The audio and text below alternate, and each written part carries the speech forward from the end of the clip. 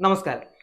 പൗരത്വ ഭേദഗതി നിയമം പ്രാബല്യത്തിൽ കൊണ്ടുവന്ന കേന്ദ്ര സർക്കാരിനെതിരെ രൂക്ഷ വിമർശനവുമായി തമിഴ് നടനും തമിഴക വെട്രിക്കഴകം തലവനുമായ വിജയ്.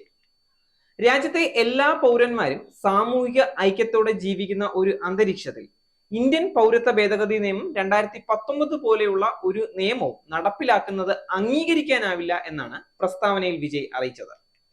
തമിഴ്നാട്ടിൽ നിയമം നടപ്പാക്കുന്നില്ലെന്ന് ഉറപ്പുവരുത്തണമെന്ന് അദ്ദേഹം തമിഴ്നാട് സർക്കാരിനോട് അഭ്യർത്ഥിച്ചു. തമിഴ്നാട്ടിൽ ഈ നിയമം നടപ്പാക്കില്ലെന്ന് രാഷ്ട്രീയ നേതാക്കൾ ഉറപ്പു വരുത്തണമെന്നും പ്രസ്താവനയിൽ പറയുന്നു.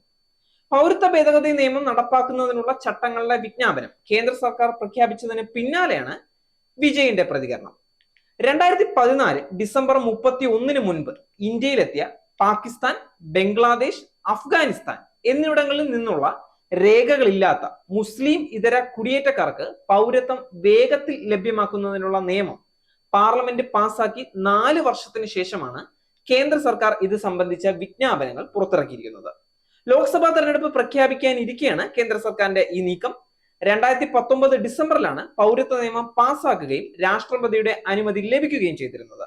തൊട്ടു പിന്നാലെ രാജ്യത്തിന്റെ വിവിധ ഭാഗങ്ങളിൽ നിന്ന് പ്രതിഷേധം ഉയർന്നിരുന്നു. എന്നാൽ നിയമങ്ങൾ വിജ്ഞാപനം ചെയ്യാത്തതിനാൽ ഇത്രയും കാലം നിയമം പ്രാബല്യത്തിൽ വന്നിരുന്നില്ല. BJPയുടെ 2019 പ്രകടന പത്രികയിലെ പ്രധാന വാഗ്ദാനമായിരുന്നു ഇത്. അതേസമയം പൊതു തെരഞ്ഞെടുപ്പിന് മുന്നോടിയായി സമൂഹത്തെ ഭിന്നിപ്പിക്കാനും ധ്രുവീകരിക്കാനുമാണ് BJP ശ്രമിക്കുന്നതെന്ന് ആരോപിച്ച് മറ്റു പ്രതിപക്ഷ നേതാക്കളും രംഗത്തെത്തിയിട്ടുണ്ട്. BJPയുടെ ഭിന്നിപ്പിന്റെ അജണ്ടയാണിതെന്ന് തമിഴ്നാട് മുഖ്യമന്ത്രി MK സ്റ്റാലിൻ പറഞ്ഞു. ജനങ്ങൾ അവരെ ഉചിതമായ പാഠം പഠിപ്പിക്കുമെന്നും അദ്ദേഹം കൂട്ടിച്ചേർത്തിട്ടുണ്ട്. കേരള മുഖ്യമന്ത്രി പിണറായി വിജയനും പശ്ചിമ ബംഗാൾ മുഖ്യമന്ത്രി മമതാ ബാനർജിയും നിയമം തങ്ങളുടെ സംസ്ഥാനങ്ങളിൽ നടപ്പാക്കില്ല എന്നും പ്രഖ്യാപിച്ചിട്ടുണ്ട്.